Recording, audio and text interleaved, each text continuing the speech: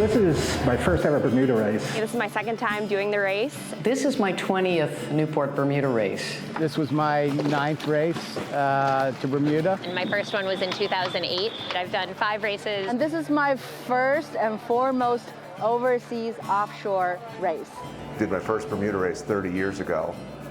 This is my 14th race. Have not looked back since and navigated every race since 2002 with this very goal in mind. So, a life's dream realized.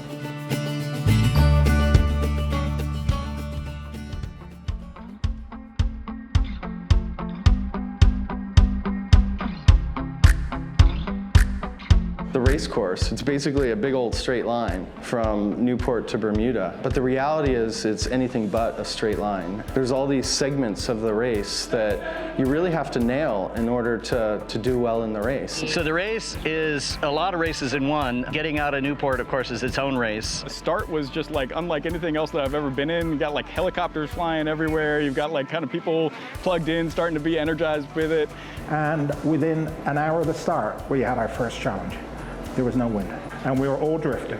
It kind of reminds me of a miniature golf course where you put windmills and eddies and Gulfstream log flume slides. It's like kind of a fun race. The first part of it on the continental shelf in generally cold water, usually more wind. But then we had a weather forecast coming through, 60-mile-an-hour winds and hail that will damage buildings. We didn't put up extra sail area. We didn't want to get clobbered.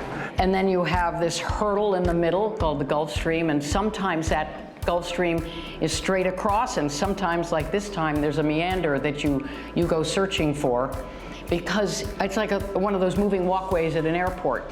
And that if you get on it, it actually shortens the distance of the race if you get into that meander. A good third of the race is near the mid-Atlantic high, and that means you're sailing into lighter and lighter wind.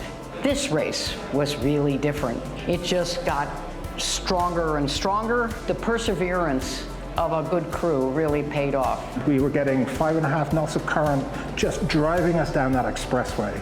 And I've heard people refer to it as a washing machine. I would say it's a washing machine on turbocharge. The boat was banging, but it was incredible.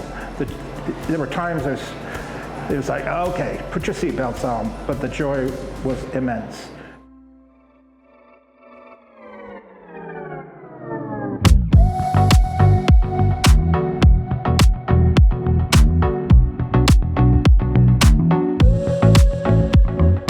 It's a lifelong aspiration to win Gibbs Hill. It is so gratifying to finish a 600-mile race. I always think of it as the pinnacle of racing on the East Coast. If you sail in the Northeast, you know the Bermuda Race. It's one of the longest and oldest ocean races in this part of the world. Even now, I see more boats that involve more women, that involve more younger people. I think that's huge. You know, I think the fact that we've got people that are in their teens that are at the helm for hours on end, I think that's amazing.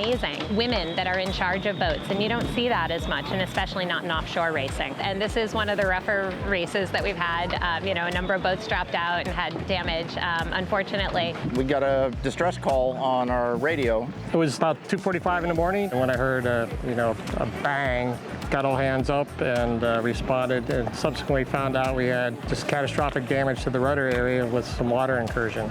I immediately got on the VHF to do a Mayday call. You know, we called a Mayday before the final decision was made because you could always rescind the Mayday, but we felt it was that significant that we just wanted to get that out there. Realized we were the closest boat. We immediately altered course. We had to beat upwind to get to them. They were about 3 miles away. I would say in about 2 minutes we had all 9 people out of the life raft and into my boat.